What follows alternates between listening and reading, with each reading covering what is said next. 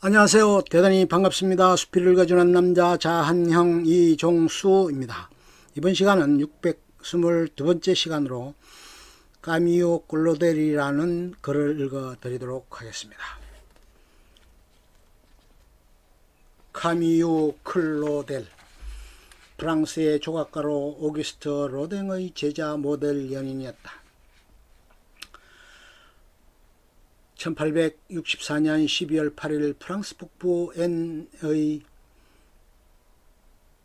페레 앙타르 드누아에서 등기소 소장이었던 루이즈 프로스프 클로델의과 의사의 딸이자 마을 주임사제의 조카였던 루이즈 아테네즈 세르보 사이에서 일남 이녀 중 장녀로 태어났다. 여동생인 루이즈는 1866년 2월 26일, 남동생 폴은 1868년 8월 6일에 태어났다. 까미오의 어린 시절은 그다지 행복한 편은 아니었다. 까미오의 부모는 19살 차이가 났으며 첫 아들이 생후 2주 만에 죽는 바람에 슬픔에 빠졌다. 카미오의 부모는 첫 아들을 기리는 의미에서 그녀에게 카미오라는 양성적인 이름을 지어주었다. 카미오의 어머니는 유독 루이즈와 폴만 사랑했으며 그러한 편애로 훗날 카미오가 정신병원에서 지내게 되는 근본 원인 중의 하나가 되기도 했다.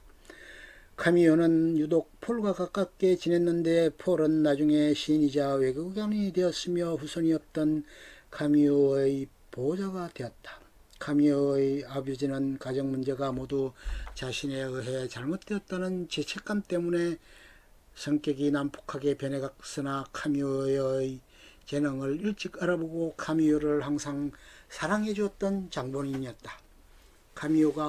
카미오는 뛰어난 미모와 강한 자부심과 용기 그리고 고집이 무척 강한 성격의 소유자였다. 한 번은 카미오가 혼자서 20kg의 진흙을 집으로 운반하려는데 어머니는 화를 내며 그걸 버리려고 했다. 하지만 어머니는 뺨을 여러 번 쳤음에도 카미오는 어릴 적 소아마비 때문에 저는 불편한 다리를 동동 구르며 버티다가 결국 아버지가 해결해 주었다. 그만큼 카미오의 성격은 어머니와의 적대관계 역시 더욱 악화시키는 요인 중 하나였다. 1876년 아버지의 정관으로 전가족이 노장 슈르쉐네로 이주하여 그곳에서 3년간 거주했다. 카미오는 어릴 때부터 남다른 재능을 가지고 있었다. 카미오는 주머니에 항상 작은 칼을 가지고 다니면서 과일 껍질을 벗기거나 연필을 깎든지 혹은 진흙을 잘게 부수는 데 사용했다.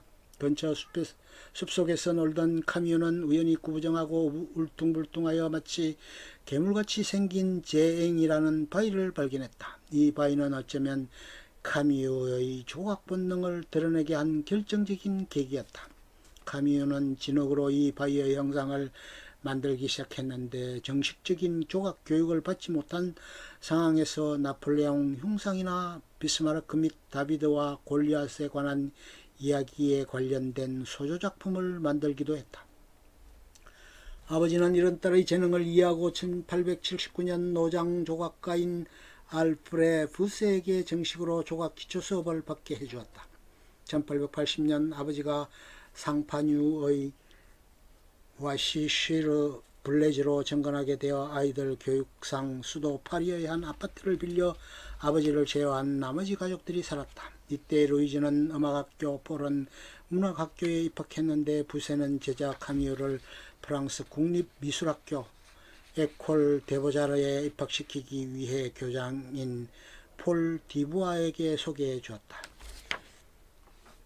하지만 당시 여자의 권위는 말할 것도 없이 낮았고 프랑스 국립미술학교에서는 여학생을 받지 않았기에 입학은 거부당했다. 1881년 카미오는 부세의 도움으로 사립학교인 콜라로시 아카데미에 입학하여 수업을 받으면서 조각에 전념했다. 작업을 위해 친구 몇몇과 함께 노테르담 대상 근처의 작업실을 빌려 작업에 열중했다. 이때 틈틈이 부세가 카미오를 찾아와 지도를 해주었다. 1882년 카미오는 집에서 일을 도와주는 하녀인 엘렌을 모델로 조각작품을 만들어 살롱에 첫 출품했다. 1883년 두세가 공모전에 당선되어 이탈리아 로마로 떠나기 전 당대의 유명한 조각가이자 친구였던 오게스트 로댕에게 자신의 제자를 위탁했다. 두세는 로댕에게 특히 카미유의 지도를 부탁했는데 이때 비로소 로댕과 카미유와의 만남이 시작되었다. 그 당시 카미유의 나이는 19세, 로댕의 나이는 43세였다. 이미 20년간 동거하고 자신의 아들을 낳은 여자 로즈 베레가 있었던 로댕은 당시 19살이었던 카미유와 사랑에 빠지고 만다. 이때 로댕의 도움 없이 로이즈의 모델로 16세의 내 동생을 완성했는데 로댕은 극찬했다. 훗날 카미유는 폴을 모델로 37세의 폴 크로델과 42세의 폴 크로델 흉상을 제작하기도 했다. 또 카미유를 짝사랑하던 모델 지강티를 조각한 지강티의 흉상을 1885년 제작했는데 이 작품의 생명력은 말할 것도 없이 마치 살아있는 듯해 로댕은 카미유의 재능에 다시 놀라게 된다. 1885년 카미유는 가족과 상의 없이 로댕의 권유로 로댕의 작업실에서 제작 겸 모델로 활동하기 시작했다. 시간이 지날수록 로댕과 카미유는 늘 함께 있으면서 애정을 키워나갔다. 24살의 나이 차에도 불구하고 둘의 사랑은 더욱 커져갔다. 로댕은 언제나 자신이 참석하는 모든 사교계에 카미유를 동반하고 다니며 카미유가 대단한 조각가임을 주지시키기 시작했다. 하지만 카미유가 작업실에 나오기 시작하자 여자 모델들의 불만이 터져나왔다. 왜 같은 여자 앞에서 옷을 벗으라는 것이냐는 등 빈정거리기 일쑤였으며 작업실 분위기는 더욱 냉랭해졌다.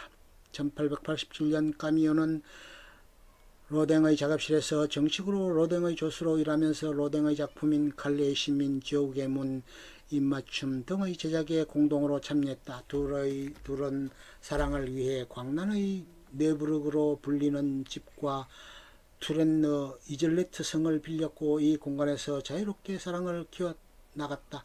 이때 로댕은 카미유를 공주님이라 칭하며 끊임없이 사랑을 표출했다. 이 시기에 카미유는 네부르그의 광란, 이교도의 농지, 사쿤탈라 등의 작품을 조각했고 세인들의 주목을 받게 되었다. 1888년 카미유는 살롱에서 최고상을 수상하면서 작가로서 정식 인정을 받게 됨과 동시에 세인들의 질시의 대상이 되었다. 이후부터 카미유의 작업실 스타일이 보다 독창적이고 다양해지기 시작했다. 1889년 이후부터 카미유의 작가로서의 활약이 서서히 커지자 카미유와 로댕 사이에는 스승과 제자 사이의 갈등이 심화되었다. 카미유는 1891년까지 로댕과 함께했으나 그 이후에는 거리를 두고 싶었다. 하지만 로댕이 그녀와 함께하기 위해 맨션을 구입하는 등 그녀의 의견을 무시하자 분노하여 이를 작업에 표현했고 그제서야 로댕은 그녀를 피하고 프랑스 메동에 정착했다. 1892년 카미유는 로댕과 헤어지며 로댕의 작업실을 나왔다. 카미유는 실질적인 작품 제작은 제자들에게 맡기고 자신은 끊임없이 사교 모임을 하던 로댕을 이해할 수 없었다. 하지만 로댕과의 결별은 카미유가 예술가로서 성공하는 필요한 조력자를 한 번에 잃어버린 결과가 되었다. 로댕은 카미유가 자신의 작업실을 떠나자 유감의 뜻을 밝혔다. 끝. 좋으면 좋아요, 구독, 알림 설정 눌러주세요. 감사합니다.